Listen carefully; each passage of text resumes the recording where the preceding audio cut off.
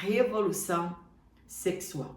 Quando aconteceu isso? Então, eu vou trazer um pouquinho aqui da história da revolução sexual, né? O nosso comentarista, ele até trouxe um pouquinho também em nossos subsídios de professores, mas eu vou aprofundar um pouquinho aqui para nós ficarmos inteirados, né? Porque isso também é cultura para nós, professores e membros do corpo de Cristo. E eu já vou comentar de uma vez aqui o ponto 1 e o ponto 2, né? Para abranger bem, mais assim, rápido e a gente ligar um assunto no outro. Então nós vamos falar no tópico 1 sobre um novo paradigma para a sexualidade e a quebra de um tabu. Então nós sabemos que paradigma é um modelo. Então hoje nós estamos vivendo um novo modelo para a sexualidade e quebrando um tabu. Aquilo que antes era proibido, não podia mexer, isso foi quebrado e já não é mais tabu. Então paradigma é exemplo ou um padrão a ser seguido. É um modelo. E quando iniciou essa revolução sexual? Quando isso se deu? O termo revolução sexual, ele refere-se, né, às revoluções sociais e culturais que ocorreram em vários países em 1960, como França, Alemanha, Estados Unidos e Brasil, por exemplo. Foram outros também. A invenção nessa época foi a invenção da pílula anticoncepcional, acompanhou estes avanços. Por que ela foi criada? Facilitar o sexo sem compromisso, vivido de forma livre e diversificada. A revolução sexual foi uma forma de pensar sobre a liberdade sexual humana, desafiando a moral tradicional. A principal ruptura desse movimento foi com as relações heterossexuais, quer dizer, pessoas, homem e mulher, e monogâmicas, o homem só podia ter uma esposa. Então isso era apenas entre duas pessoas, o sexo era assim. Então surgiu também a forte apologia da contracepção e a pílula do dia seguinte. Isso tudo aconteceu lá nessa revolução sexual. A nudez em público tornou-se uma forma de protesto. Hoje a gente vê os protestos das pessoas. As mulheres tiram a roupa no meio da rua, os homens tiram a roupa no meio da rua como forma de protestar. E a expressão artística. Para David Allen, a revolução sexual foi um momento em que a sociedade, abre aspas, saiu do armário. As pessoas estavam reprimidas, né? E quando aconteceu isso, uma revolução em relação ao sexo. Antes do casamento, ele sempre existiu, porque ele sempre foi pecado, mas cometido. Quando isso acontecia, era um caos na família. Aí aconteceu, em relação ao sexo antes do casamento, a masturbação, a fantasias eróticas, pornografia e sexualidade.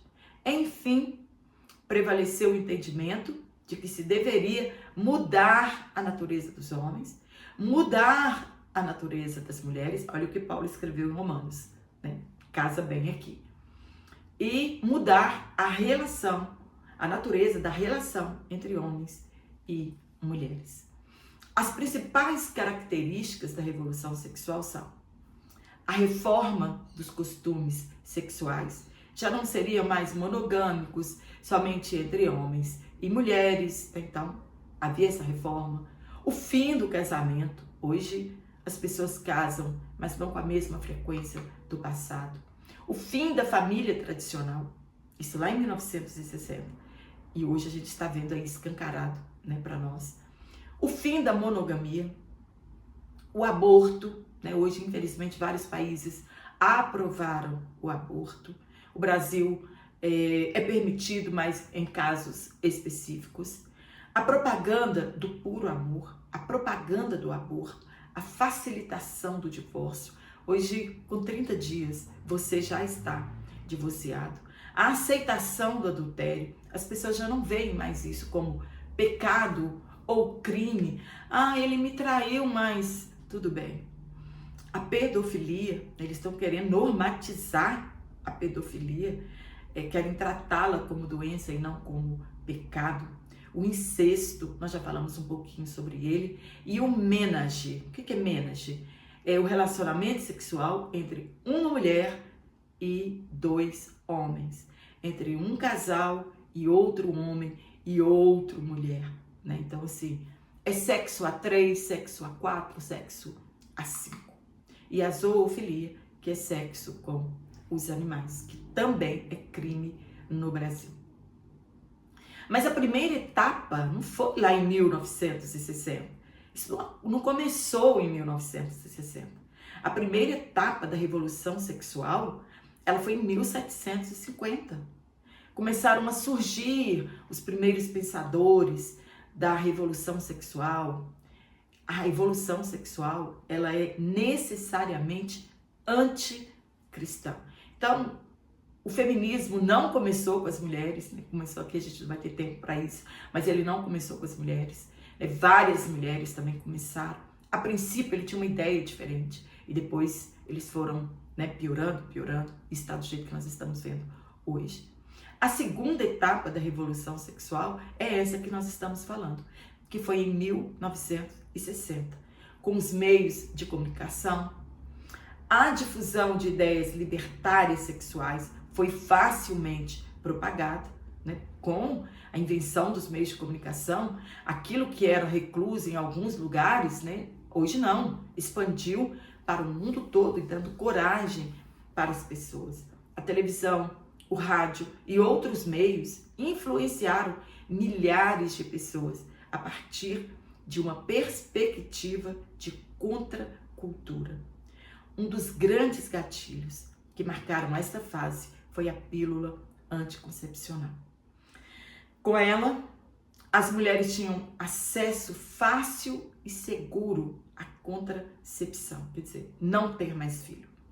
Ela foi introduzida nos Estados Unidos em 18 de agosto de 1960 e um ano depois na Alemanha e por fim se espalhou pelo mundo inteiro. Assim, com a invenção da pílula anticoncepcional, o caminho do sexo sem compromisso estava livre dos inconvenientes de se ter um filho.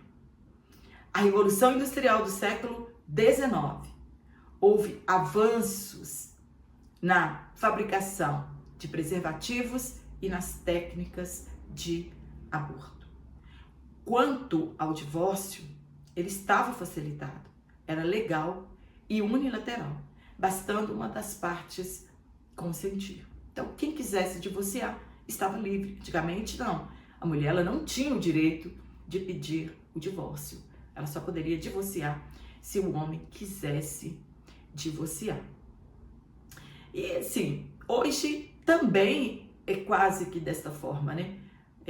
Muitas mulheres que querem sair de um casamento, elas não conseguem, porque os maridos tiram a vida dessas mulheres antes que elas saiam do casamento.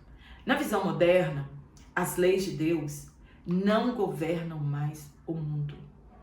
Para a modernidade, não é Deus mais que governa o mundo, não é a palavra de Deus mais que é bússola, que orienta, mas sim a vontade humana, sem restrições e tabus.